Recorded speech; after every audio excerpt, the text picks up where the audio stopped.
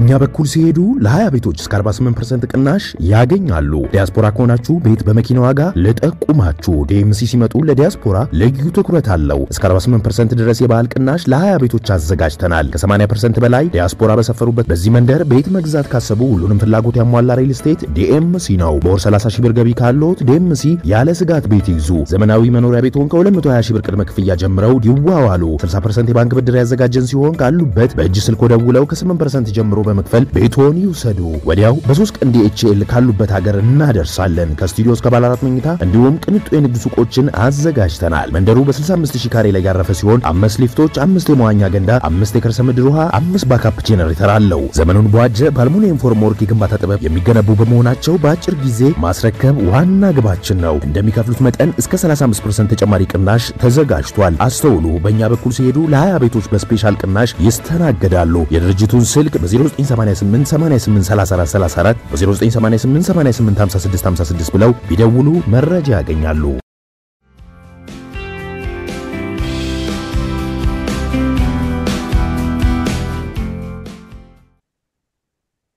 ተነስተልን ክቡራን ተመልካቾቻችን ሲሳጌና ከሉዓላዊ ሚዲያ ሰኞ መጋቢት 29 2017 ዓመተ ምህረት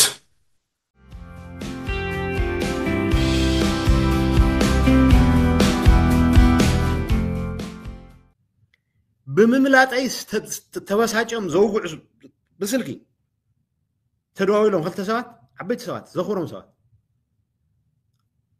كما يغيروا فلازم تودون اسيرهم كما يغيروا يملطنا ما including physical elimination كم زحسوا بግልጽ ቋንቋ ይነግረካሉ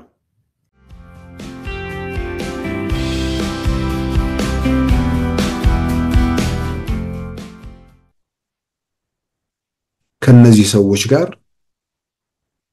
የጥቅም ተጋሪ አለ ወይ ከቀማኞቹ ጋር በጽም ይተባበር የጸጥታ ኃይል አለ ወይ ሜክሲኮ የሚጠቀሰው ሜክሲኮ ውስጥ በሚካሄደው እገታ የሀገሪቱ ፖሊሶች ተሳታፊ ናቸው በአንዳንድ ሀገራት እንደ ካናዳ ባሉ ሀገራት እስከ 70 ዓመት እስራት የሚያስፈርድ ነገር ነው እገታ በሚፈጸሙበት ወቅት እገታው እስከ 5 ዓመት የሚል ነገር ያመጣሉ እገታው በህብረተሰብ ሰላም ጥቅም ደህንነት ላይ የሚሆን ነገር ደግሞ ከሆነ እስከ 40 ዓመት የሚቀጥልበት እገታው ደግሞ ሞት የተከተለበት ከሆነ ደግሞ እስከ 70 ዓመት የሚወሰዱ እርምጃዎች አሉ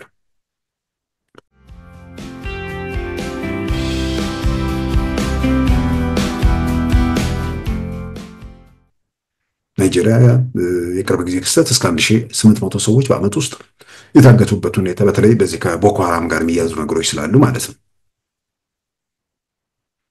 2001 ላይ ደግሞ ወደ ኋላ መለስና ትልቁ ቁጥር የአሜሪካ ነው ከ56000 ሰው በላይ የታገተበት ሁኔታ አለ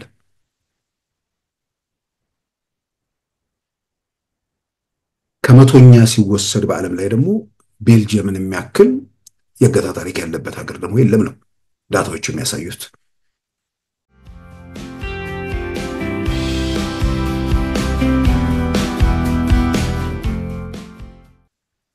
በዛሬ ፕሮግራማችን በእነዚህና በሌሎች ወቅታዊ ጉዳዮች ላይ ትኩረት አድርገናል አሁን ወደ ዕለቱ ዜና እናመራለን የህወሓት የጦር አዛዦች ሊገድሏቸው አቀደው እንደነበር የትግራይ ጊዜያዊ አስተዳደር ፕሬዝዳንት አቶ ጌታቸው ረዳ ገለጹ ለቀናት በዱባይ የቆዩትና አሁን ወደ አሜሪካ የተሻገሩት አቶ ጌታቸው ረዳ ዩኤምዲ ከተባለ ሚዲያ ጋር በትግርኛ ቋንቋ ባደረጉት ቃለ ምልልስ እንደተናገሩት እርሷቸውን ከጉዞ መክታት ሲገባው ተግባሩን አልፈጸመም የተባሉ የኮር አዛዥ መታሰራቸውንም ይፋም አድርገዋል የትግራይ ጊዜያዊ አስተዳደር ፕሬዝዳንት አቶ ጌታቸው ረዳ በዚህ ቃለ ምልልስ ወደ አዲስ አበባ ለመሄድ ወደ ኤርፖርት ሳመራ አግተው ሊያስቀሩ ሙከራ አደረጉ በማለት ቀደም ሲል አዲስ አበባ ሸራተን ላይ የሰጡትን መግለጫ መልሰው ያረጋግጡ ሲሆን እኔን ያበሳጨኝ ግን ከእገታው ባሻገር ሊገድሉኝ ማቀዳቸውን ስሰማ ነበር ብለዋል በኋላ ላይ በደረሰኝ መረጃም የማከብራቸው ወታደራዊ አዛዦች እንዴት አመለጠን ቀድመን ነበር ማስወገድ የነበረብን በማለት በቁጭት መናገራቸውን መረዳታቸውን አመልክተዋል ይህ የሚታወቅ ባህሪያቸው ነው ያሉት አቶ ጌታቸው ረዳ ኦሮሚያ ወይም ሌላ ቦታ ላይ ስታደርገው የነበረ ነገር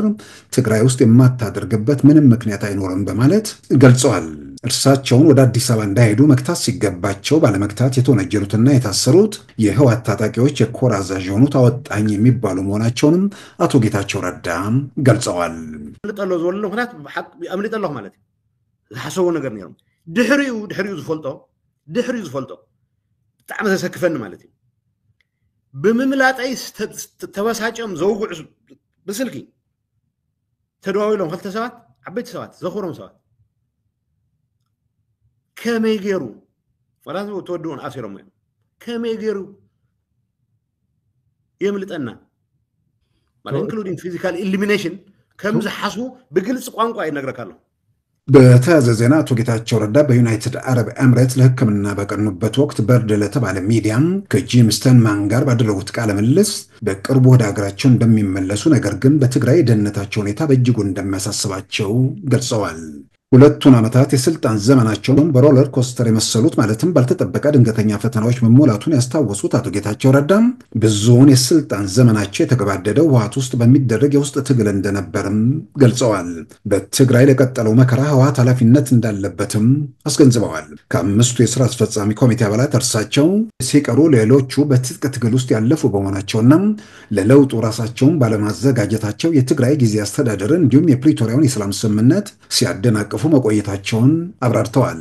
እነዚህ ወገኖች ከተጨባጭ እውነታ ጋር ራሳቸውን ማስማማት ያቃታቸውና በቅዠት የሚባክኑ መሆናቸውንም አመልክተዋል። የዶክተር ደብረጽዮን ቡድን ከኤርትራ ጋር በሚስጥር እየተባበረ ስለመሆኑ ላቀረቡት ክስ የተጠየቁት አቶ ጌታቸው ረዳ በሰጡት ምላሽ ከኤርትራ ጋር ንግግር እንዲጀመር ካደረጉት አንዱ መሆናቸውን አስታውሰዋል። ያንንም ያደረጉት ትግራይ የአካባቢያዊ ግጭት መጠቀሚያ እንዳትሆን ለመከላከል እንደነበር ገልጸዋል። የኤርትራው ፕሬዝዳንት አቶ ኢሳያስ አፈወርቂ ጠቅላይ ሚኒስትር አብይ አህመድ የህወሓት ኃይሎችን መሳሪያ ለማስፈታት ግፊት የማያደርጉት የትግራይ ኃይሎችን በጸረ ኤርትራ ለማሰለፍ ነው የሚል እምነት እንደነበራቸው ገልጸው የኔ ፍላጎት ትግራይ የማንም መሳሪያ እንደማትሆን ለማረጋገጥ ነበር ያሉት አቶ ጌታቸው ረዳም በኤርትራ በኩል ደግሞ ያኮረፉ የህወሓት ኃይሎችን በጸረ ኢትዮጵያ መንግስትነት እየተጠቀመች ነው ሲሉ ገልጸዋል። ይህም ተቀባይነት የሌለው ተግባር እንደሆነም አስገንዝበው ኤርትራ እነ ዶክተር ደብረጽዮንን እየተጠቀመችባቸው ነው ሲሉ ለበርድ ገልጸዋል።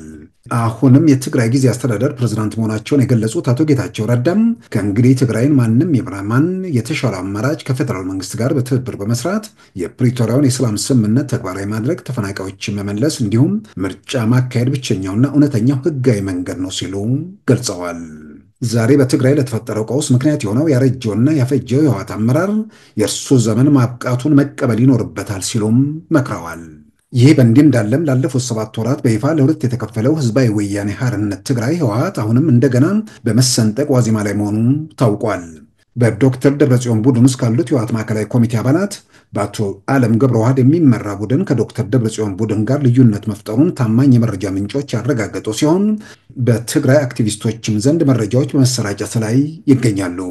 ለሉዓላዊ ሚዲያ በደረሰው መረጃ መሰረት የዶክተር ደብረጽዮንን ቡድን ደግፈው ከቆሙት ውስጥ ወይዘሮ ፈትለወርቅ ገብረ እግዚአብሔር ወይንም ወንጀሪኖ፣ አቶ አማኑኤል አሰፋ እንዲሁም በጦርነቱ ወቅት ተማርከው የነበሩት ዶክተር አብርሃም ተከስተም፣ ዶክተር ሰለሞን ኪዳኔና ዶክተር ረዳይ በይፋ ከዶክተር ደብረጽዮን ጎን የተሰለፉ ቢሆንም በዶክተር ደብረጽዮን በሚመራው የህወሓት ማዕከላዊ ኮሚቴ ውስጥ በምክትል ሊቀመንበርነት የተመረጡት አቶ አማኑኤል አሰፋ ሙሉ በሙሉ ከዶክተር ደብረጽዮን ቡድን ጋር ናቸው ማለት እንደማያስደፍርም ተመልክቷል።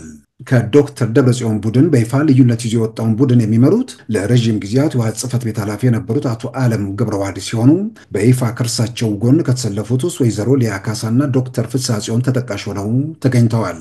አክራሪ ተብለው ከተዘረዘሩት 4 የህወሓት አመራሮች ውስጥ የቀድሞ የደህንነት ኃላፊ የነበሩት አቶ ጌታቸው አሰፋ ከየትኛው ቡድን ጎን እንደተሰለፉ በይፋ የተገለጸ ነገር የለም። በሁለቱ ቡድኖች መካከል ያለውን ልዩነት መገንዘብ እንደተቻለው የዶክተር ደብረጽዮን ቡድን ከኤርትራና ከፋኖ ኃይሎች ጋር ተባብረን የፌዴራሉ መንግስት በመውጋት ወልቃይትን በኃይል መያዝ እንዲሁም በፕሪቶሪያው የሰላም ስምምነት የፈረሰውን የትግራይ መንግስት መመለስ የሚለውን አቋም የሚያራምድ ሲሆን ከዶክተር ደብረጽዮን ቡድን በተቃራኒ የቆመው የአቶ አለም ገብረዋህድ ቡድን ደግሞ ወደ ውጊያ ለመግባት አቅምም ህዝባዊ ድጋፍም ሆነ ኢኮኖሚ ሁኔታ ስለማይፈቅድልን በጦርነቱ ማሸነፍ ስለማንችል ከፌዴራሉ መንግስት ጋር ተባብሮ በመስራት የትግራይን ህዝብ ጥቅም ማስጠበቅ ይገባል የሚል አቋም መያዙ ተመልክቷል። በሁለቱ ቡድኖች መካከል ያለውን ልዩነት በተመለከተ ጉዳዩ ለድርጅቱ ማዕከላዊ ኮሚቴ ለማቅረብ በሳምንቱ መጨረሻ ስብሰባ እንደሚጠራ የተገለጸ ቢሆንም ስብሰባው ስለመካሄድ አለመካሄዱ ይህ ዘገባ እስከተጠናቀረበት ጊዜ ድረስ የታወቀ ነገር የለም። ዘ ኢኮኖሚስት ባለፈው ሳምንት ባቀረበው ዘገባ የአሜሪካ መንግስት በትግራይ ያለውን ወቅታዊ ሁኔታ እየተከታተለ አክራሪ በተባለው የህወሓት ቡድን ላይ ማዕቀብ ለመጣል እያሰበ መሆኑን መግለጹ ይታወሳል።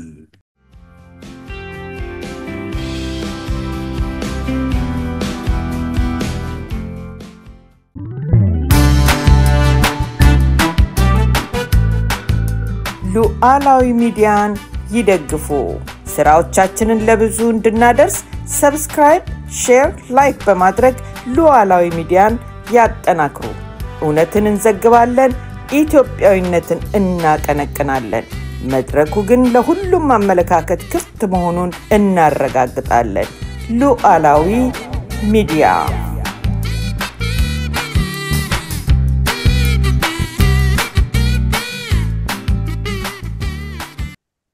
ከሰሞኑ እየተረጋገመ የመጣውን እገታ በተመለከተ ምናልባት አንዳንድ ነጥቦች ማንሳቱና በመፍትሄው ረገድም መንግስት ዘላቂ መፍትሄ እንዲፈልግ ግፊት ወይ ደግሞ ጥሪ ማድረጉ አስፈላጊ እንደሆነ በግልም ይሰማኛል።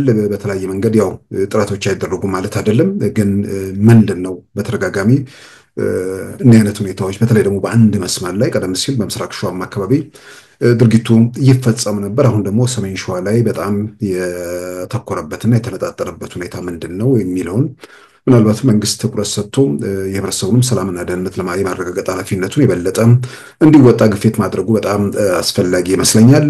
ከዚህ ከእገታ ጋር ተያይዞ የሚያሳዝን ከምርም የሚያናድዱ ነገሮች ደግሞ በተለያየ በማህበራዊ ሚዲያ የሚተላለፉ ነገሮችንም እያየን ነው።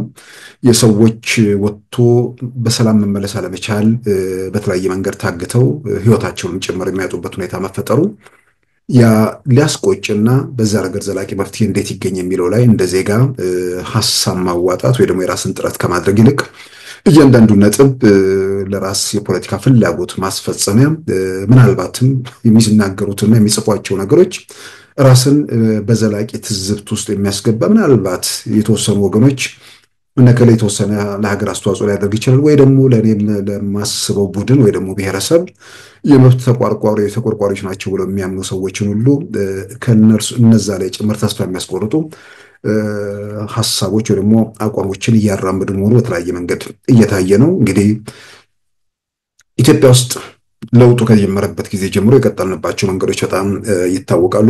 በተደጋጋሚ የተባለ ነገር ነው። ስር ነቀል ለውጥ አለመሆኑ የፈጠራቸው ክፍተቶች የሪፎርም ሂደቱ ያስከተላቸው ጣጣዎች አሉ። ስር ነቀል ቢሆን ኖሮ ምናልባት ተያይዘን ገደል ነበር መንገባው ወይ ሪፎርም በመሆኑ ደግሞ የመጣውን ጣጣ በስር ነቀል ለውጥ ማስተካከል ይቻል ነበር። እሱ ራሱ ሊያዋይ የሚችል ነው። ምናልባትም ስር ነቀል ነገር ቢሆን ኖሮ ቀጥታስ ወደ ሶማሊያ ሁኔታ ውስጥ ወደ ሊቢያ ሁኔታ ውስጥ ልንገባ እንችል ነበር የሚለው በእርግጡ የሚያሳስብ ነገር ነው። ሪፎርም መሆኑ ደግሞ የፈጠራቸው ክፍተቶችና ጉድለቶች ባለው የመንግስታዊ መዋቅር ምንድነው ሀገሩን ለመጠበቅን ሀገሩን ለመረበሽን የሚፈልገው ኃይል በጋራ በመንግስታዊ መዋቅር ውስጥ መሆኑ በጸጥታ መዋቅር ውስጥ መሆኑ በተለያየ ፖለቲካ ኃላፊነት ላይ ስልጣን ላይ መሆናቸው እነዛ ሁኔታዎች ሪፎርም በመከራ በስቃይ በስቃቋ እንዲሞላም እንዳደረገው ነው የሚያጠራጥር ነገር አይደለም። ስቃይ ሰቆቃውን በጊዜ ሂደት በአብዛኛው ማስታገስ ብዙ ነገሮችን በቁጥጥር ስር መዋል የተቻለበት ሁኔታ መኖሩን ያው አይኑን ለገለጠ በጊዜ ብዛት ትላንትን ለማይረሱ ሰዎች የሚታዩ የሚጨበጡ የሚዳሰሱ እውነታዎች አሉ። ስርዓት አልበኝነት ኢትዮጵያ ውስጥ በጣም በከፍተኛ ደረጃ ነበር። የብሔረሰብ ግጭት በሆን ተብሎ ተቀነባብሮ የዜጎች መፈናቀል፣ እነዚህ ሁኔታዎች ኢትዮጵያ በመጀመሪያዎቹ ለውጥ ዓመታት የተጋፈጠቻቸው ከፍተኛ መከራዎች ናቸው። ከዛ በኋላ የተካሄዱ ግጭቶችን በግልጽ የሚታወቁ ነው።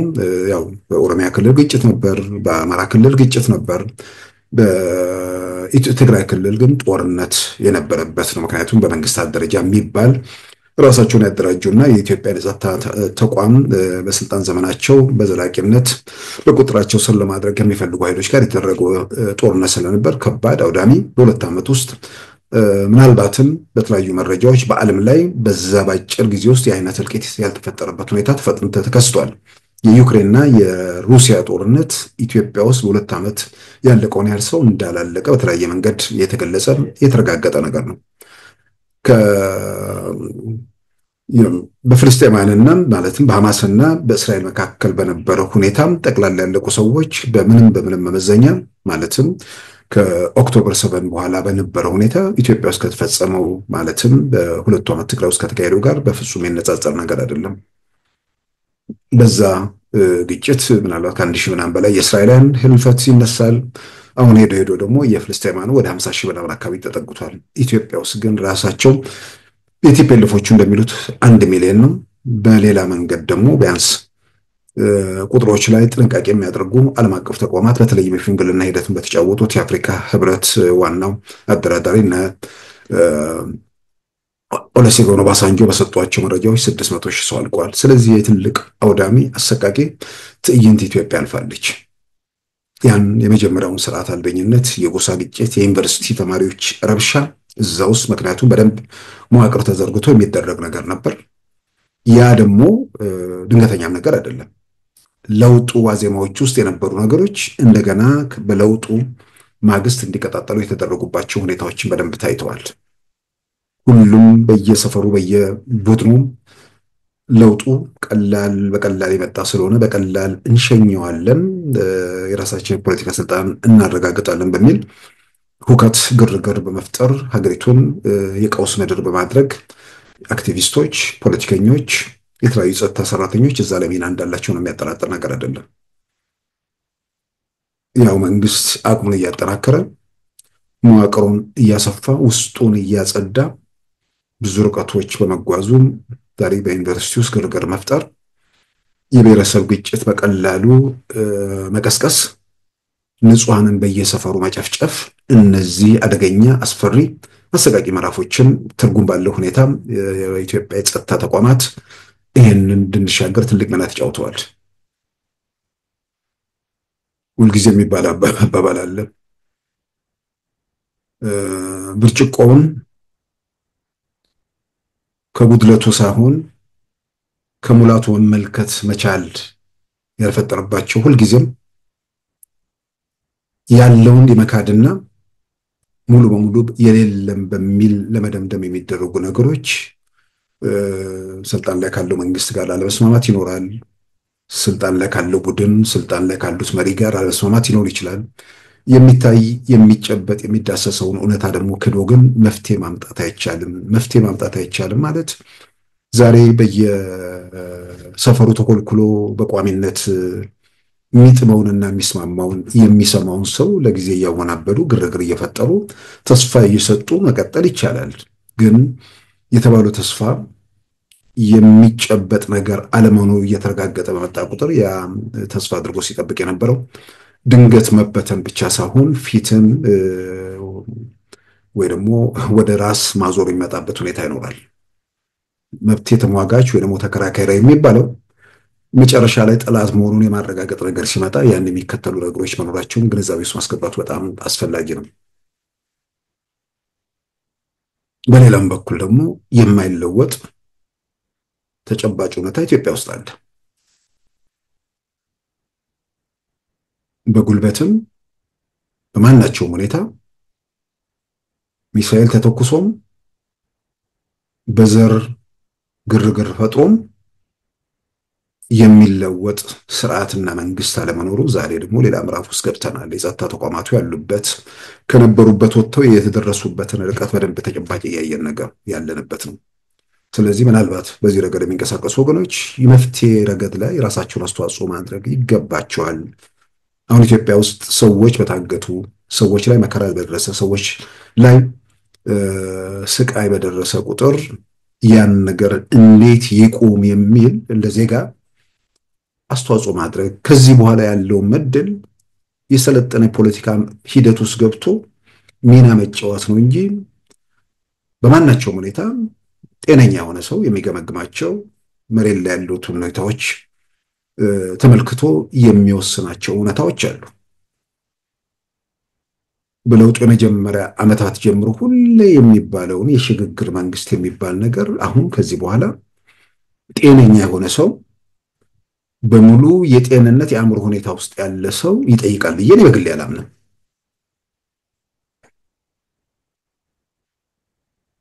አስገዳጅ ሁኔታ ስልጣን የያዘው አካል በስልጣን ላይ ለመቀጠል የገጠመው ፈተና ሀገሩ ቀውስ ውስጥ ገብቶ መከራ ውስጥ ገብቶ መውጫው ያ ሆኖ በሚታይበት ሁኔታ ምናምን ተብሎ ሊታሰብ ይችላል። ያ የመጀመሪያዎቹ ዓመታት ላይ በሁከት በግርግር በስርዓት አልበኝነት የተጓዝንባቸው ዓመታት በይፋ መንግስታዊ ስልጣን ከያዙት ይልቅ አክቲቪስቶች በየክልሉ ባለስልጣን የነበሩበት ዘመን የጎሳ ግጭት፣ ሰዎች ተወግረው የሚገደሉበት፣ ተዘግዝቀው የሚሰቀሉበት፣ በየቦታው ሁከትና ግርግር፣ የዩኒቨርሲቲ ተማሪዎች ምናምን የምናያቸው ሁኔታዎች፣ እገታ ምናምን በየቦታው እነዛ ሁኔታዎች በነበሩበት ጊዜ ውስጡን ያላጸዳ ለውጡን የሚቀናቀን ኃይል ጭምር በውስጡ ተሸክሞ ሲጓዝ የነበረ ቡድን ውስጡን አጥርቶ መዓት ሀገሪቱን ህልውና የፈተኑ ፈተናዎችን ተሻግሮ አሁን በማይናወጥ በሚባል መሰረት ላይ የቆመን ስርዓት በጫጫታም በግርግር በምናምን እንደማይወርድ ወይ ደግሞ ስንዝር ታክል ፈቅ እንደማይል ዝም ብሎ መገምገም ለብዙ ሰው ይጠቅማል። በተለይ ደግሞ ፖለቲካ ሂደቱ ስላሉ ሰዎች ያን የምለው ወደ መፍትሄው መንገድ ላይ ለመቅረብ የራስን አስተዋጽኦ ማድረግ ከዚህ በኋላ መውጫው መንገድ ኢትዮጵያ ውስጥ ዲሞክራሲያዊ ሂደቱ በተሟላ መንገድ እንዲሄድ ምን እናድርግ? ስልጣን ላይ ያለው መንግስት በቋሚነት ስልጣኑን በዘላቂነት ለመያዝ ከምርጫ ስርዓት ወይ ደግሞ ከሌላ መንገድ ውጭ እየሄደ ነው ወይ?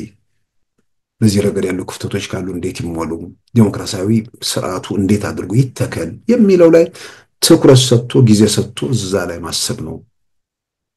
ያንን የሁከት የግርግር ከታሪክ ገጽ ያነበብነው ሳይሆን ኖረን ያየንበት ሁላችንም የተጋፈጥነውን ፈተና ተሻግረን እዚህ ከደረስን በኋላ ማን ጤነኛ ሰው ማን ማሰብ ማገናዘብ የሚችል ሰው መንገድ ላይ ስእገታ ስለተፈጸመ ሰዎች ላይ እንዲህ ስለተሆነ የሽግግር ወይ የምናምን ወይ የግርግር ምናምን የሚገር ይመጣል ብሎ ማሰብ የሚችል ሰው ካለ ማሰብ መቆሙን ያሳያል እንጂ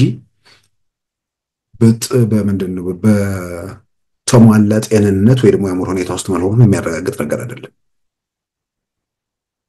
ስለዚህ አሁን ባለው ሁኔታ በግል የመገመግመው እገታው ነው። ኢትዮጵያ ውስጥ አሁን ይሄ የዩቲዩብ የፌስቡክ ረብሻ እሱ ሆነን ለመናገር የመንግስት ንቀት ውጤትም ነው። እርግጥ ነው ምናልባት አንዳንድ ሰዎች ሰው ለምን በየሰፈሩ ተኮለኮለ፣ ለምን ወደ የመንደሩ ወርዶ እንዲህ አይነት ሁኔታ ውስጥ ገባ የሚል ነገር ያነሳሉ። በተወሰነ ደረጃ መንግስት ነገሮችን ለቀቅ በማድረጉ በዚህ ላይ ደግሞ በዲጂታሉ ዓለም ሐሳብ የሌላቸው የሚከተለው ጣጣና ምናምን የማይታያቸው መሸታ ቤት ስፍራቸው መሆን የሚገባቸው ሰዎች ሁሉ ያው ከመሸታ ቤት በረንዳ አይሆንም ከየትም ስልክ ላይ ሆነ የፈቀዱትን የፈለጉትን ማለት የሚችሉበት ሁኔታ ስለተፈጠረ ባህላችን ሆኖ በቴሌቪዥን በሬዲዮ በምናምን የተነገረ እውነት ነው የሚል ነገር ያ የፈጠራቸው ነገሮች ደግሞ ከዚህ ላይ ደግሞ የሰፈረ ሰው ሲናገር የበለጠ የሚፈጥራቸው ነገሮች ደግሞ ታክለውበት የግርግር የሁከት የምናምኑ ነገር ላይ ራሱን አስተዋጽኦ አድርጓል። ያው ምናልባት ሁላችንም ይሄ ነገር የተወሰነ ቁጥጥር ምናምን ቢኖር የሚል በተለያየ መንገድ ድምጻችንን ስናሰማ ነበር። ያ ምንድነው ሐሳብ የሌላቸው የሚከተል ሀገር ላይ የሚፈጠር ቀውስና መከራ የማያሳስባቸው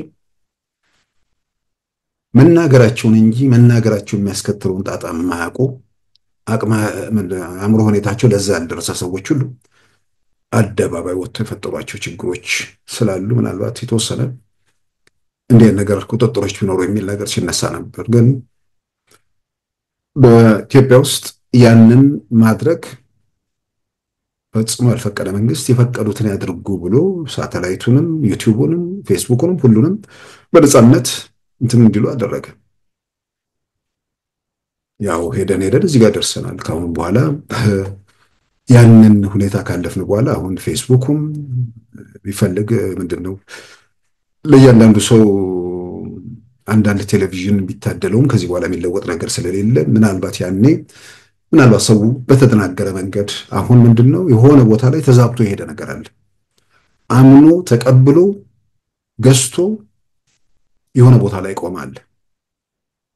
ምናልባት ያኔ ግራ ቀኝ ማየት የሚችል ኖሮ እንዲህ አይነት ተደናግሮ ግራ ገብቶት የሆነ ቦታ ላይ ቆም ይችል ነበር የሚል ነገር ሊያስነሳ ይችላል እንጂ አሁን እዚህ ከደረስን በኋላ ለሰው ነው ሄዶ የሆነ ቦታ ላይ ቆሟል። ከዛ ውጪ ህይወት ከዛ ውጪ ዓለም የለም ብሎ ደምድሟል። ያ የሚያምንበትና የሚሄድበት መንገድ ደግሞ የጨለማ መንገድ መሆኑ ተረጋግጧል። የማይደርስበት በሾህ የተሞላ ቢደረስበት ደግሞ ድቅድቅ ጨለማ መሆኑን ባይታየውም እውነታው ያ ነው። ስለዚህ በዚህ መልኩ የሚፈጠሩ ክፍተቶች፣ ጉድለቶች ምናልባት ሚዲያው ላይ እንዳለ ሂደቶቹን በነፃነት መፍቀዱ የተወሰነ ቁጥጥር ሂደቶች ውስጥ አለመግባቱ ያስከተላቸው ነገሮች አሉ። ግን ደግሞ አሁን ባለው ሁኔታ ውስጥ ያንን ማድረግ ይቻላል። ምናልባት የሳተላይት እንትኖቹ ማድረግ ይቻል ነበር።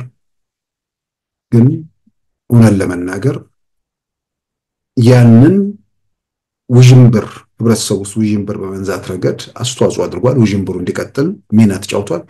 ነገር ግን ኢትዮጵያ ውስጥ ያለው እውነታ ኢትዮጵያ ውስጥ ያለውን የመጣንበት ወይ የደረስንበትን ነገር ወደኋላ ሊመልስ ሊያቆም ሊገታ የሚችልበት ሁኔታ ላይ ለመኖር ትልቅ ተስፋ የሚሰጥ ነገር ነው። ዛሬ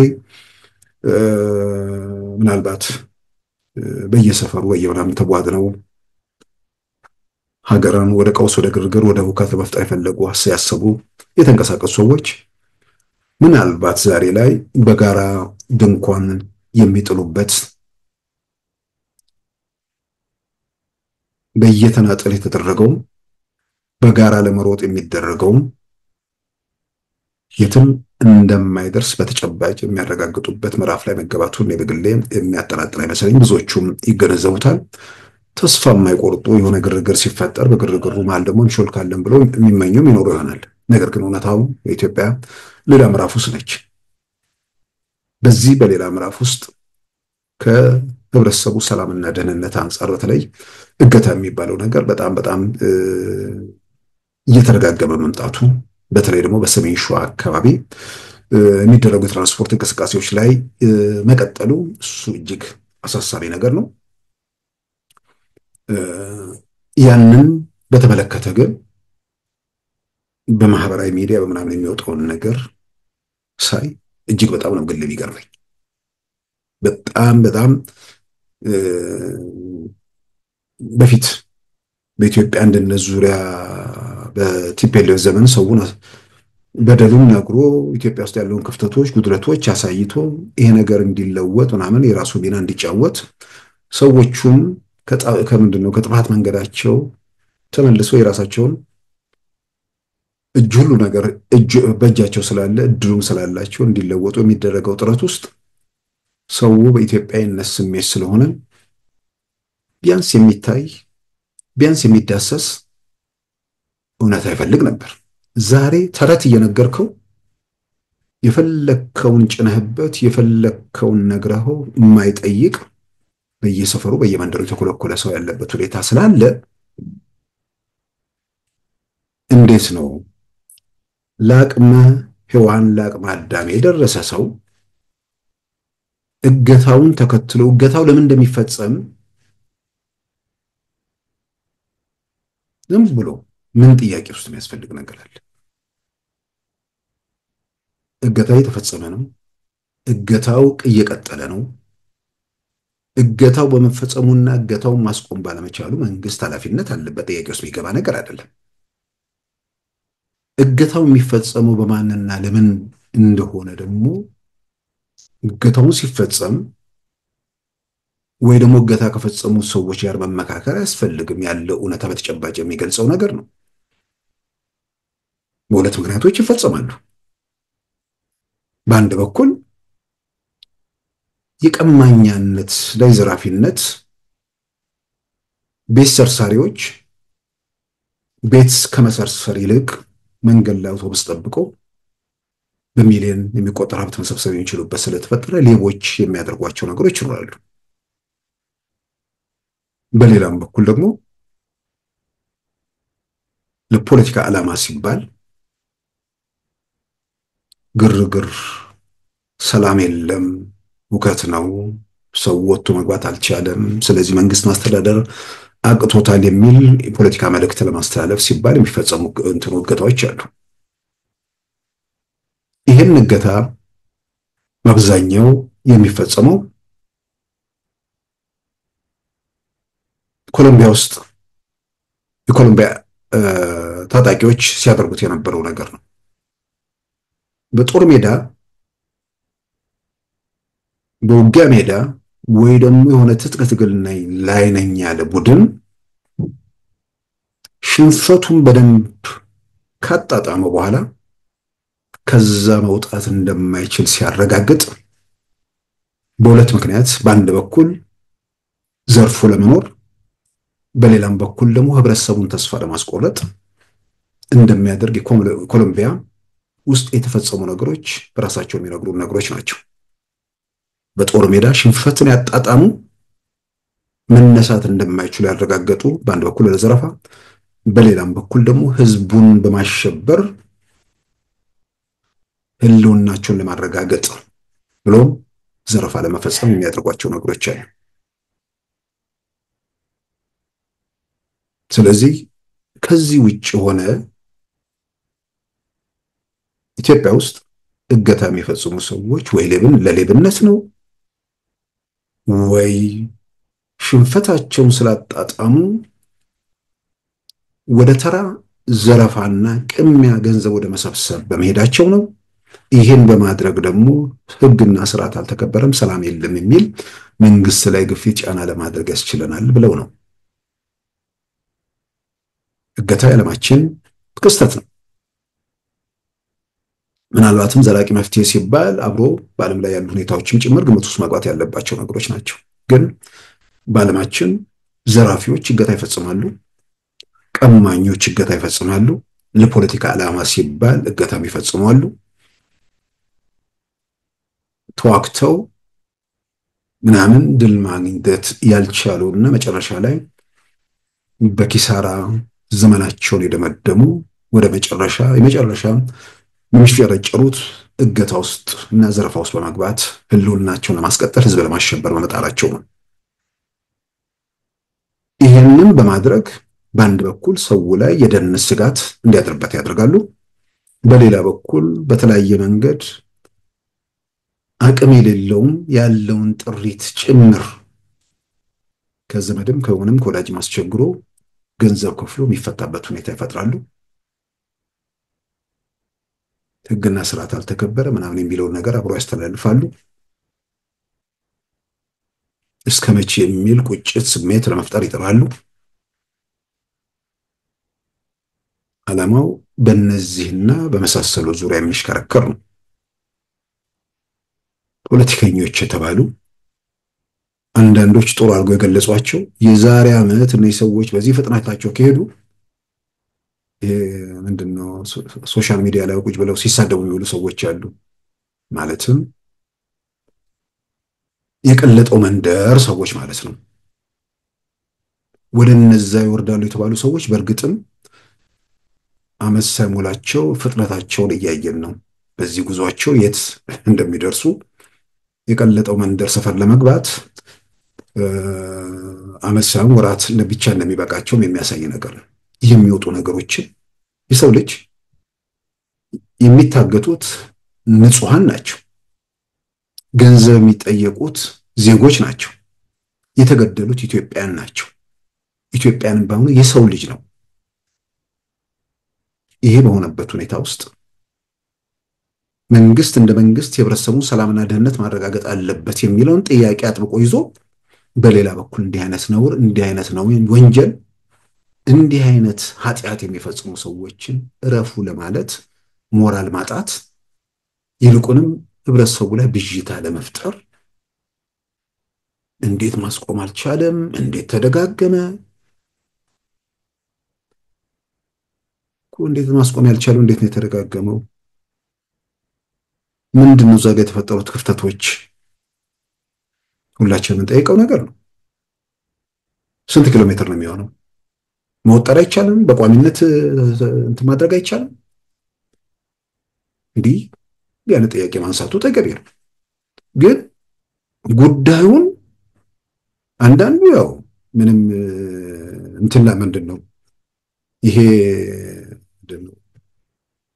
ትንሽ ብዙ ማሰብ ሳይችሉ አደባባይ የሚወጡ ሰዎች አሉ። በዘረኝነት ወይ ደግሞ በጥላቻ ደግሞ የማሰብ ችሎታቸውን ያጡ ሰዎች አሉ። አንዳንዱ ደግሞ ቦርደር ላይ ያለ ወደ ሙሉ ለማጣት እነዛ ወረድ ያጡት እያንዳንዱን ነገር መንግስት የሚል ነገር በመናገር ያው ማይጠይቀው ማያላምጠው እንዳለ ገዛናል የሚለው ነገር ውስጥ ቀጥለዋል። እርግጥ ይሄ ማይጠይቀው ማያላምጠው በአብዛኛው እየፈረሰ ወይ ደግሞ እየፈለሰ ያለው በአንድ በኩል ይሄ ነገር ተስፋ የሰጡት ሰዎች የሚያመጡት የሚለውጡት ነገር እንደሌለ አረጋግጦ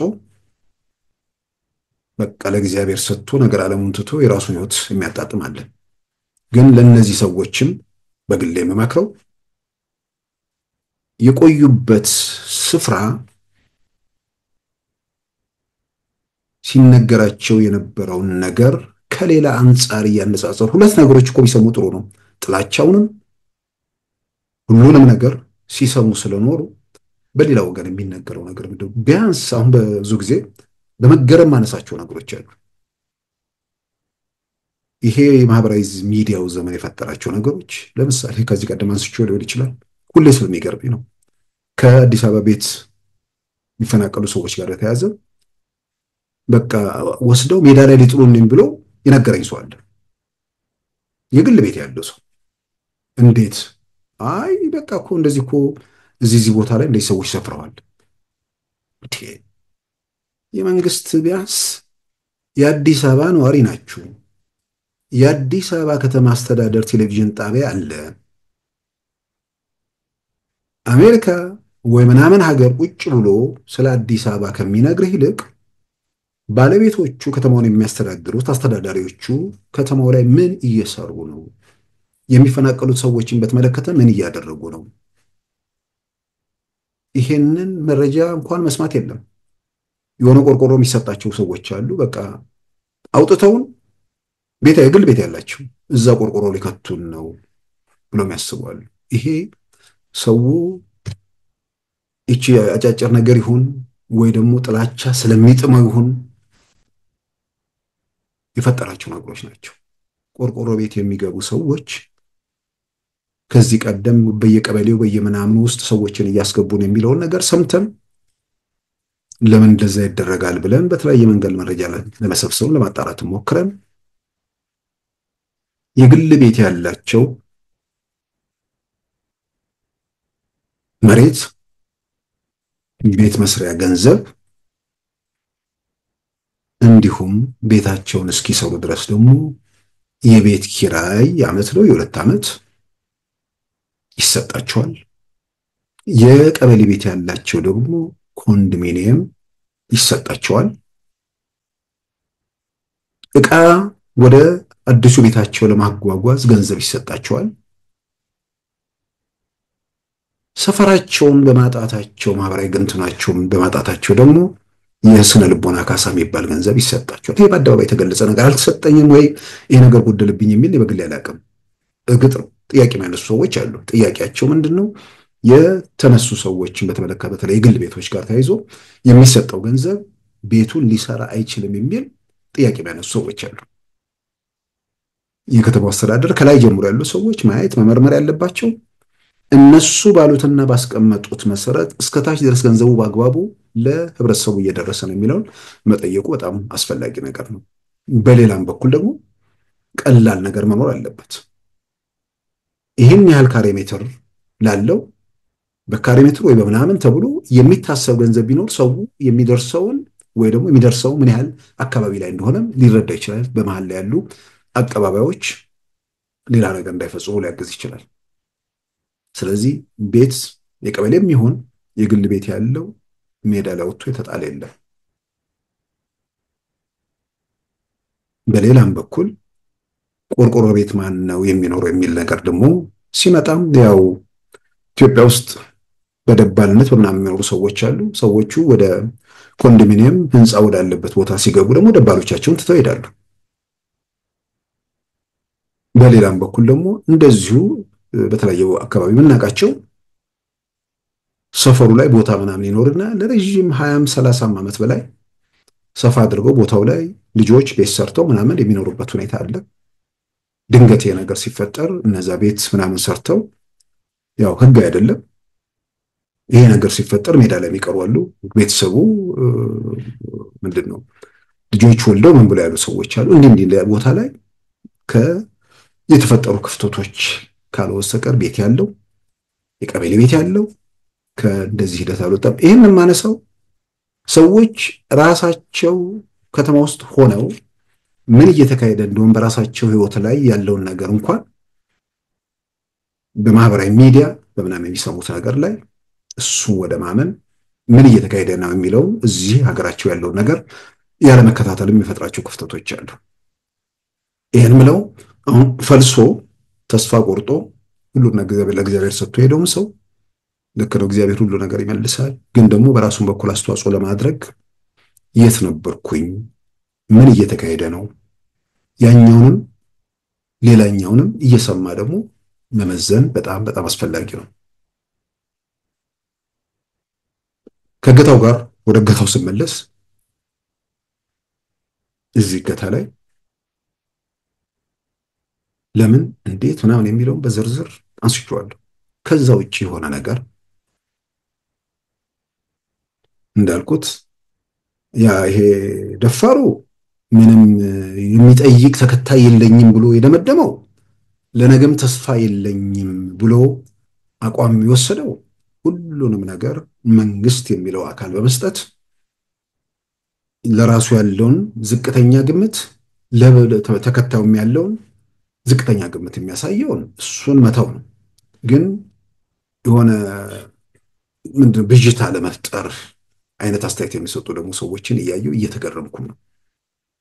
ከዚህ ቀደም አሁን አንዲት ልጅ ብርቱካን የተባለችው ቲያትሩ ውጤቱ ሌላ አደጋ የሚያስከትል በመሆኑ ቲያትር ብለን ልናሳንሰው አንችልም። ግን በዛ ሂደት ውስጥ ያለፈችው ጋር ተያይዞ የደንቢ ዶሎ ምናምን ታሪክ ተነሳ ተማሪዎቹ ጋር። ከዛ በኋላም ስለተፈጸሙ እገታዎች ምናምን ይልቅ አሁን የደንቢ ብርቱካንን በዚህ ፍጥነት እንትን ካላችሁ የደንቢ ዶሎንም እንደዛ አድርጉ። ጤነኛ ሰው ነው ይሄንን በድፍረት አደባባይ ወጥቶ ሊናገር የሚችለው? የደንቢ ዶሎን እገታ ሸኔ ነው ፋኖ ነው ቲፒኤልኤፍ ነው ምናምን የሚል ጥያቄው ሰዎች ሊገቡ ይችላሉ እንጂ ገና መሬት በረውጉ መርገጥ አቅቶት ጸጥታ መዋቅሮ ውስጥ ሆኖ እየፈተነው ያለ መንግስት፣ የፖለቲካ ኃይሎች ውስጥ ሆኖ እየፈተኑት ያለ መንግስት፣ ህብረተሰቡ ከፍተኛ ድጋፍና ተቀባይነት የነበረው መንግስት ያን ድጋፍና ተቀባይነት አጽንቶ ይዞ መጓዝ፣ ህብረተሰቡን አስተባብሮ መሄድ እንጂ በራሱ ላይ ለምን ይተኩሳል? አንዳንዴ መንግስት ለማድረግ ሲሞክሩ ሳይ ምን ያህል ተከታዮቻቸውን ቢንቁ ነው የሚል ነገር ውስጥ ነው ገባው። መንግስት ምን ለማግኘት ሀገሩ ሰላም አይደለም፣ መምራት አልቻልክም፣ ህግና ስርዓት ማስከበር አልቻልክም የሚል መልእክት ራሱ ላይ ለማስተላለፍ ነው? ይህንን ለሚከተሏቸው ሰዎች ምን ብለው ለማስረዳት የሚችሉት?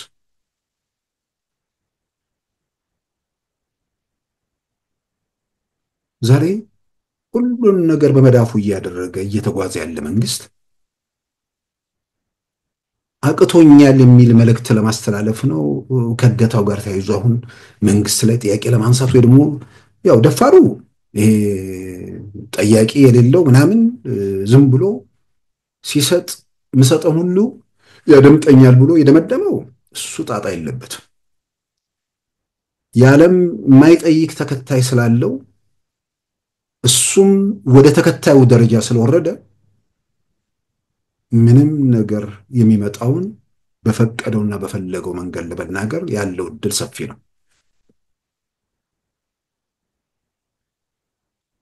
ገና የፖለቲካ ሞታችንን ልክ ምንድነው እገታን የህይወታቸው ፍልስፍና አንዳንዶች የሚያደርጉት በጦር ሜዳ ሽንፈትን በደንብ ከተከናነቡ በኋላ ስለሆነ የፖለቲካ ሞታቸውን በደንብ ለማጣጣም ጉዞ የጀመሩ ሰዎች ከመሞታቸው በፊት ሙሉ በሙሉ ሞታቸውን እዚህ ጋር ላለመጨለጥ ጥርጣሬ ብቻ አንስቶ ለመሄድ ሲሞክሩ ያለው ምን ጥርጣሬ መፍጠር ያስፈልጋል? እገታውን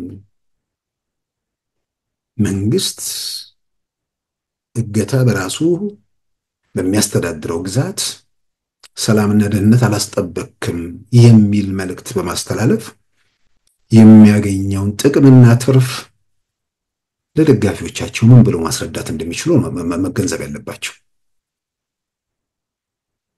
ይልቁንም ምንድነው እየተካሄደ ያለው የንጹሃን ወጥቶ ለመግባት መቸገራቸውን በተመለከተ ይሄ ነገር እንዴት ይቆም ጋር ከመምጣታችን በፊት ለምንድነው ማን ነው የሚያካሄደው የሚለው ነገር ላይ ለምንስ ማቆም ተሳነው የሚለው አያይዞ መጠየቅ ነው። እያንዳንዱን ነገር ፖለቲካ በማድረግ ወደ 4 ኪሎ ይሁን ወደ ቤተ መንግስት ግማሽ ኢንች መጠጋት አይቻልም። አሁን ወደ 4 ኪሎ ቤተ መንግስት መጠጋት የነበሩ እድሎች ሁሉ መፍጨርጨሮች ሁሉ በቃ የደረሱበት ሁኔታ እናውቃለን። ከዚህ በኋላ ወደ ቤተ መንግስት ለመጠጋት በሰለጠነ የፖለቲካ መስመር ውስጥ ማለፉና ለኢትዮጵያ ዲሞክራሲያዊ ሂደት የራስን አስተዋጽኦ ማድረግ ብቻ ነው። ሌላው እየተዘጋ ሊሾ እየተለሰነበት ወይ ደግሞ በብረት ምንድነው በብረት ካዝናበ የተቆለፈበት አይነት ነገር አድርጎ መውሰድና መደምደም ነው። ሌላ የግርግር የምናምን ዘምትን ትርጉም ባለው ሁኔታ ውስጥ አልፏል። ይሄንን መገንዘብ ማየቱ በጣም አስፈላጊ ነው። ስለዚህ ምንድነው ማን ነው ለምን ዓላማ የሚለውን ጥያቄ ውስጥ የማይገባ ሸኔ ነው ፋኖ ነው የሚለው ምናልባት ቀድሞ ቢነሳ ነገር ነው። ፋኖ ነው ሸኔ ነው የሚለው ጋር ደግሞ ሲመጣ ሸኔ ነው የሚለው ደግሞ ጎልቶ የሚወጣ ነገር ነው። ቢያንስ ብዙ ጊዜ ባሉ መረጃዎችን በዛ አካባቢ ላይ እንቅስቃሴውን የሚያደርገው ንጹሃንን የሚያግተው ሸኔ የተባለው ቡድን መሆኑን ቢያንስ ሰለባዎቹ በተለያየ መንገድ የገለጿቸው ነገሮች አሉ።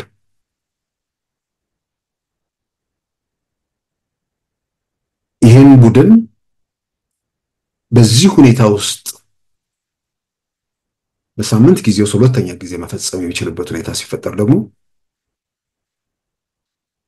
ማን ተባብሮት ነው የሚል ጥያቄ ማንሳት ተገቢ ነው።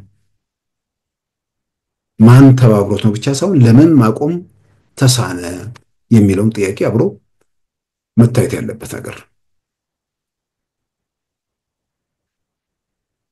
ስለዚህ በጸጥታ መዋቅር ውስጥ መቼም ዛሬ ከሸኔ ጋር አብሮ የሆነ መንግስት ተለውጦ ምናምን የሚል ሙሉ በሙሉ የደነዘዘ ማሰብ ያቃተው ሰው አለ ብዬ አላምንም። ማለትም የዘንትን ውስጥ ጥላቻ ካምፑስ ምናምን ካለው ቋሚው በስተቀር አሁን መንግስት ጸጥታ መዋቅር ውስጥ ሆኖ ከነዚህ ሰዎች ጋር የጥቅም ተጋሪ አለ ወይ ማለትም የፖለቲካ ዓላማ አለ ብዬ አሁን አላምንም። የፖለቲካ ዓላማ የተወሰነ ተያይዞ ህግና ስርዓት እየተከበረ አይደለም የሚለውን ነገር ታጣቂዎቹ ለማስተላለፍ የሚፈልጉት ነገር አለ። የጸጥታ መዋቅር ውስጥ ደግሞ በዚህም በይም በማድረግ የሚመጣ ነገር እንደሌለ የሚገነዘብ እንደሆነ ብዬ ገምታለሁ። ስለዚህ ከቀማኞቹ ጋር የሚተባበር የጸጥታ ኃይል አለ ወይ? የሚተባበሩ የጸጥታ ኃይሎች ከሌሉ ይህን ነገር ለማቆም ለመክታት ምንድን ነው ያስቸገረው? መንገዱን መወጠር አይቻልም ወይ? አሁን በተለያየ መንገድ ብናየው የኢትዮጵያ የጸጥታ ኃይሎች አቅም በከፍተኛ ደረጃ እንትን ያለበት ሁኔታ ነው። ስለዚህ እዛ አካባቢ ላይ ዘላቂ ኦፕሬሽን መውሰዱ ሂደት ከመጀመሩ በፊት ይህን ነገር ህብረተሰቡን ሰላምና ደህንነት ለማረጋገጥ ስንት ኪሎ ሜትር ሊሆን ይችላል እነዚህ ሰዎች የሚንቀሳቀሱባቸው ቦታዎች? በሌላም በኩል ደግሞ እንዲህ አይነት ድርጊት የሚፈጽሙ ሰዎችን የማያዳግሙ ሚሊዮን ብሮችን እናገኛለን ብለው ሲሄዱ የማይተካ ህይወታቸውን ለአንዴና ለመጨረሻው ጊዜ እንደሚያጡ የሚያስደርጉ ሌሎች የጸጥታ ስራዎች አሉ። ባለሙያዎች በተለያየ መንገድ የሚገልጹት። ስለዚህ መንገድ መወጠር አለመቻሉ ምንድን ነው ያንን ማድረግ ያተቃት? ምናልባት መንገዱን ብዙ ስለማላውቀው ምን የሚያስቸግር ነገር አለ አላውቅም። በጣም የተለያየ ስልጠና ያላቸው እነዚህ ሽፍቶቹን አይደለም በጣም የተደራጀ ሌላ ነገር ለመከላከል እንትን ለማለት የሚችል በጣም ከፍተኛ ስልጠና ኢትዮጵያ ውስጥ እየተካሄደ ነው። ይህንን ነፍሰ ገዳይ ሌባ መክታት ይቀርና ሌላ ማድረግ የሚችል ኃይል ባለበት ሀገር ውስጥ አካባቢው ላይ ኦፕሬሽን ለማድረግ ኦፕሬሽን ከማድረጉ ጋር ተያይዞ ደግሞ መቀጣጫ የሚሆኑ እንደነዚህ አይነት ሰዎች ሲገኙ ወደ ፍርድ ቤት ወደ ምናምን እየተባሉ ያው እንትን የሚባል ምክንያቱም ኢትዮጵያ ውስጥ የቅጣቱ ሁኔታ ብዙ እንትን ያለው ነገር አይመስለኝም እና ህብረተሰቡን ሰላምና ደህንነት ማረጋገጥ መሰራት ያለባቸው ስራዎች ጋር ችግር ውስጥ የጸጥታ ኃይሎች ሚና ምንድን ነው? እዛ ጋር ዘረፋና ቅሚያ የሚፈጽመው ወገን ይሄ ከሰረው እንደ ኮሎምቢያው አርምድ ግሩፕ ሰማይ ሲደፋበት ለህል ምንድን ነው ለህይወቱ ቀጣይነት ማለት የግል ህይወታቸው ወደዛ አይነት ቅሚያ ውስጥ ከገባው ቡድን ባሻገር ከዚህ ጋር የጥቅም ግንኙነት የጥቅም ትስስር ያላቸው አካላት የጸጥታ ኃይሎች ውስጥ አሉ ወይ? ይሄ በጣም መፈተሽ መመርመር መንገዱን መወጠር ስለምን ያልተቻለ የሚለው እሱ ላይ ነው ስራ መስራት የሚያስፈልገው። ያም ሆኖ ግን አሁን እገታ የሚባለው ነገር ምናልባት በሀገራችን እንደዚህ ፖለቲካ ዓላማ ወይ ደግሞ ገንዘብ ለማግኘትም ቢሆን በዚህ መልኩ የዚህ ከለውጥ በኋላ የተስፋፋ ነገር ነው። ያው ባለው በኩል ህግና ስርዓት የመጀመሪያዎቹ አካባቢ ሲፈርስ የተፈጠሩ ክፍተቶች አሉ። እንደገናም ደግሞ በሆነ ምክንያት ዓለም ላይ ያሉ ነገሮችን ኢምፖርት አድርገው ኢትዮጵያ ላይ መፈጸም የሚፈልጉ አካላት ፈጽሟቸው ነገሮች አሉ። ስለዚህ እገታ ዓለም አቀፍ ክስተት ነው።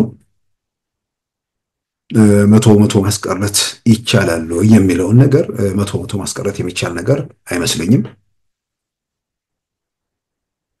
እገታውን ለመከላከል ግን ሀገራት የሚወስዷቸው እርምጃዎች ምንድናቸው የሚለውን ነገር ደግሞ ያው ዓለም ተሞክሮ መውሰድ ነው። በህዝብ ትራንስፖርት ሲሄዱ ምናምን የሚል ነገር ካልሆነ በዓለም ላይ ከፍተኛ እገታ የሚፈጸምባቸው ሀገራት ዝርዝር ውስጥ ምናልባት ዳታዎች ስለሌሉ ምናምን ሊሆን ይችላል ኢትዮጵያን ማግኘት አይቻልም። ወደ አፍሪካ ስንመጣ እነ ሳውዝ አፍሪካ ጋር ነው ቁጥሮች የምናየው። ወደ ናይጄሪያ ጋር ነው ቁጥሮች የምናየው። ናይጄሪያ የቅርብ ጊዜ ክስተት እስከ 1800 ሰዎች በአመት ውስጥ የታገቱበት ሁኔታ በተለይ በዚህ ከቦኮ ሃራም ጋር የሚያዙ ነገሮች ስላሉ ማለት ነው። 2001 ላይ ደግሞ ወደኋላ መለስና ትልቁ ቁጥር የአሜሪካ ነው። ከ56,000 ሰው በላይ የታገተበት ሁኔታ አለ።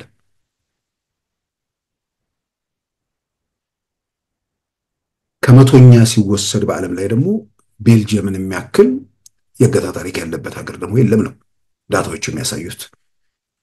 በሆነ ወቅት ላይ ከፍ ዝቅ ሊል ይችላል። የሆነ ዘመን ላይ 2017 በተለይ ደግሞ የቤልጅየም ላይ ከፍተኛ የእገታ እንትን ነው።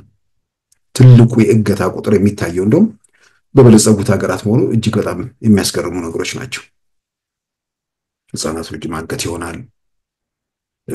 በሆነ መንገድ ለሆነ ዓላማ ሰዎችን አግቶ የሆነ ቦታ እንትን ማስቀመጥ ይሆናል። በእንደዛ ደረጃ በመቶኛ ተሰልቶ በተባበሩት መንግስታት የወንጀልና የድራግ የሚያጠና ተቋም ላይ በወጡ ዳታዎች ላይ የሚታዩ ቁጥሮች በበለጸጉት ሀገራት አካባቢ ላይ የእገታ ነገሮች ጎልቶ የሚታዩበት ሁኔታ አለ። አሁን እንግዲህ ከፍተኛ እገታ ተብሎ የተዘረዘሩ የዓለማችን ሀገራት ውስጥ በተለይ በተለያዩ ዓመታት ውስጥ ከፍተኛ ተብሎ የተዘረዘሩ ቤልጅየም ውስጥ በ2017 ከ100,000 ሰዎች ውስጥ 10.28 የሚሆኑት ታግተዋል። ይህ በጣም ከፍተኛ ቁጥር ነው። ከ100,000 ሰዎች ውስጥ 10.28። ዶሚኒካን ላይ በ2001 የሚታየው 8.25 ይላል ከ10,000 ሰዎች ከ100,000 ሰዎች። ኤኳዶር 6.92 በ2022። ፈረንሳይ ላይ በ2016 የሚታየው 5.97 ሰዎች ከ100,000 ሰዎች ውስጥ ማለት ነው። ጀርመን ላይ 5.87 በ2022 የሚታይ ቁጥር ነው። ህንድ በ2013 አካባቢ እሷ ላይ ከፍተኛ የሚታየው 5.07። ሌባነን ከፍተኛ ቁጥር ነው። የሌባነን ላይ 15.71 ነው። በ2015 አካባቢ የሚመጣ ዳታ ነው። ሉክዘምበርግ ላይ 8.3 በ2022 ይላል። ማልዲቭ 7.2 በ2017። ቱርክ ላይ መፈንቅለ መንግስቱ የተካሄደበት አካባቢ ነው። እንግዲህ 2014 የተካሄደበት ሰው የተሞከረበት አካባቢ 42.19 ያሳያል። አሜሪካ በ2022 15.5 በሚል የተዘረዘረ ነገር አለ። ስለዚህ በዓለማችን ከእገታ ጋር ተያይዞ ባሉ ነገሮች ላይ የዓለም አቀፍ ክስተት ነው። በህዝብ ትራንስፖርትና መሰል ነገሮች ላይ የሚፈጸሙትን እገታዎችን ለመከላከል ምን መደረግ አለበት፣ በዘላቂነት ደግሞ እገታዎችን ለመቀነስ ወይ ደግሞ ለማስቀረት ምን መሰራት አለባቸው የሚሉ ምናልባትም እንደ ኮሎምቢያ ባሉ ሀገራት ውስጥ ምንድን ነው የተፈጸሙት የሚለውን ከፍተኛ እገታ ቢካሄድባት ሀገር ነች። በአመት እስከ 3,000 ምናምን ሰዎች 3,000 በላይ ሰዎች የሚታገቱበት ቋሚ የነበረ ነው። አሁን የቅርብ ዳታዎች የሚያሳዩት ኮሎምቢያ ላይ በአመት ወደ 3,000 ሰው ከሚታገትበት ወርዶ ወደ የቅርብ ዳታ የሚያሳየው 205 ሰው አካባቢ ወርደዋል። ኮሎምቢያ ያን የእገታ ዘመን ወይ ደግሞ ታሪክ እንዴት ተሻገረችና ወደዚህ ሁኔታ ውስጥ ተገባ የሚለውን ምናልባትም ያንን ልምድ ውስጥ መውሰድ በአንዳንድ ሀገራት እንደ ካናዳ ባሉ ሀገራት እስከ 70 ዓመት እስራት የሚያስፈልግ ነገር ነው። እገታ በሚፈጸሙበት ወቅት እገታው እስከ 5 ዓመት የሚል ነገር ያመጣሉ። እገታው በህብረተሰብ ሰላም፣ ጥቅም፣ ደህንነት ላይ የሚሆን ነገር ደግሞ ከሆነ እስከ 40 ዓመት የሚቀጥልበት፣ እገታው ደግሞ ሞት የተከተለበት ከሆነ ደግሞ እስከ 70 ዓመት የሚል የሚወሰዱ እርምጃዎች አሉ። ስለዚህ እገታም የሆነ ስርዓት ሲፈርስና ከውስጥ የጸጥታ ኃይሎች በእንደዚህ ሂደት ውስጥ ሲገቡ መጀመሪያ በለውጡ መጀመሪያ ዓመታት የተፈጠሩ ነገሮች እየተንከባለሉ እዚህ ደርሰዋል። ሜክሲኮ የሚጠቀሰው ሜክሲኮ ውስጥ በሚካሄደው እገታ የሀገሪቱ ፖሊሶች ተሳታፊ ናቸው። ስለዚህ በሀገራት በሌሎች ያሉ ልምዶችና ተሞክሮችን ማን ምን ሚና ያለው ለመከላከል ምን እርምጃዎች መወሰድ አለባቸው የሚለው አብሮ መታየትም ያለበት ነገር ነው።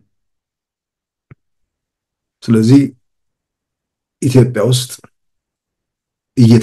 እየተደጋገሙ ያሉት እገታዎችን በተመለከተ የሌሎች ሀገሮችን ልምዶች፣ ተሞክሮችን፣ የጸጥታ መዋቅሩን ሚና እንደገናም ደግሞ በዘላቂነት ችግሩን ለመፍታት ረገድ መንግስት እንደ መንግስት የጸጥታ ኃይሎች ደግሞ በተለይ ደግሞ እንደ ተግባር ይህን ነገር ውስጥንም በማጽዳት በሌላም በኩል ደግሞ ትርጉም ያላቸው እርምጃዎች በመውሰድ የህብረተሰቡ ሰላምና ደህንነት የማረጋገጥ ግዴታ አለባቸው። ያንን በማድረግ ነው ብዙ ነገሮችን ምክንያቱም ብዙን አደጋ ብዙን ፈተና ያ ወጥቶ ለመግባት በተለያየ መንገድ አስፈሪ የነበረውን ምዕራፍ የተሻገርነው በመትሃት አይደለም። የጸጥታ ኃይሎቹ በሰሩት ትርጉም ያለው ስራ ነው። ለዛ ክብር ለዛ እውቅና መስጠት አሁን ያሉ ክፍተቶችን ደግሞ እሱን እንዲያርሙ እንዲሞሉ ደግሞ ውስጣቸውን ችግር ካለም ያው የተወሰነ ጥቅመኛ መኖሩ አይቀርም። የሰው ልጅ ባህሪ ነው። ምንም ጥያቄ ውስጥ የሚገባ አይደለም። ስለዚህ በዚህ ረገድ የሚተባበሩ አካላት ካሉ በዚህ ረገድም ስራዎችን በመስራት የህብረተሰቡን ሰላምና ደህንነት ማረጋገጡ በብዙ መልኩ ያግዛል። ከዛ ውጭ ግን ሁከት በመፍጠር ግርግር በመፍጠር እገታ በመፈጸም ምናምን የሚለወጥ ነገር አለ ብለው የሚያስቡ ካሉ መቼም አይናቸውን ገልጠው ህሊናቸውን አፍታተው ነገሮችን ቢገመግሙ ጥሩ ነው። የሚታገቱት ሰዎች የፖለቲካ ስልጣን ያላቸው ሰዎች አይደሉም። የሆነ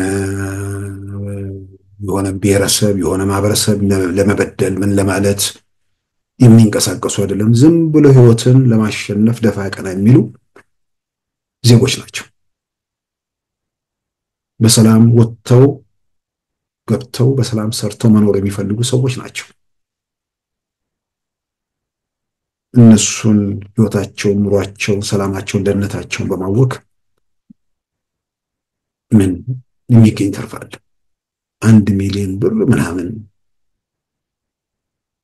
አሁን ጫካውን ለሚተኩስና በተለያየ መንገድ ዘርፋው ስላለ ሰው ሚሊዮን በጣም ትንሽ ነች። ምክንያቱም በተለያየ መንገድ ገንዘቡ ሲመጣ ስለሚላክላቸው ጫካ ያሉ ሰዎች ሚሊዮንን በጣም አቅልለው ሊመለከቱ ይችላሉ። ቀምተውም ምን ብለው እንትን ብሎ ስለሚያገኙም ለነሱ ቀላል ሊሆን ይችላል። ለህብረተሰቡ ግን ሚሊዮን ማለት እኮ ሰማይን መዋጠጥ ያህል ነው።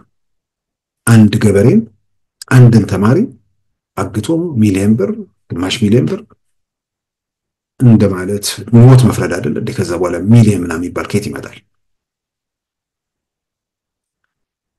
እና በተለይ የህብረተሰቡ ደህንነት ሰላሙ ወጥቶ መግባቱ የሚያስጨንቃችሁ ከበስተጀርባ የፖለቲካ ኮተት የሌለባችሁ ሰዎች እንዴት ይቁም የሚለው ነገር ለአስተዋጽኦ ማድረግ ሐሳብ ማዋጣት ጥረት ማድረግ እንጂ ኢትዮጵያ ውስጥ የሚፈጠረው ነገር አሁን ዝናቡ ሲዘንብም አብይ የተከለው ዛፍ ምናምን የሚባል ነገር ይመጣ ይሰማል። ልክ ነው። ዝናቡ መዝነብ አስተዋጽኦ አድርጓል። ዝናቡ በመዝነቡ ግን ህዳሴ ግድብ ይሞላል። በተለያየ መንገድ ድርቅ ውስጥ በድርቅ ብዙ ፍዳና መከራ የምታየው ሀገር ከዛ ሁኔታ ውስጥ ለመፈታት ልክ ነው። ዛፉም ሲተከል የነበረው በቢሊዮን የሚተከለው ዛፍ ደግሞ የወረት አለመሆኑን አይተናል። 7 ዓመት 6 ቢያንስ አሁን 6 ዓመት አልፈናል። ወደ 7ኛው እየሄድን ነው። ያለማቋረጥ እያደረገ ነው። ውሃ ማቆር ይባላል ለአንድ ወር ወይ ለአንድ ዓመት ምናምን ይባላል ምናምን።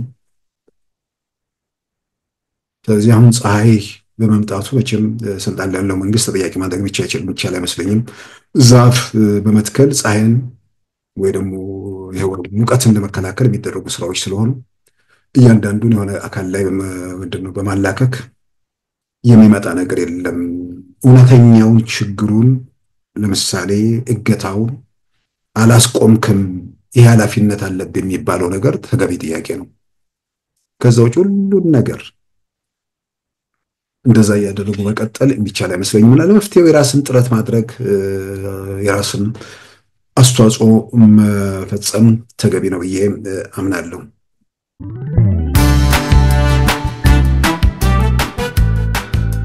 ሉዓላዊ ሚዲያን ይደግፉ።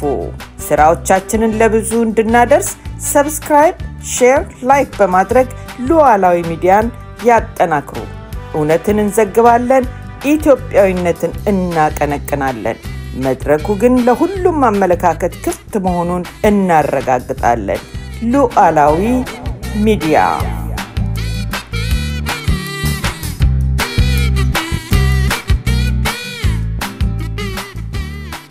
የዛሬ ሰኞ መጋቢት 29 2017 ፕሮግራማችን በዚሁ ተጠናቋል። ጤና ይስጥልን።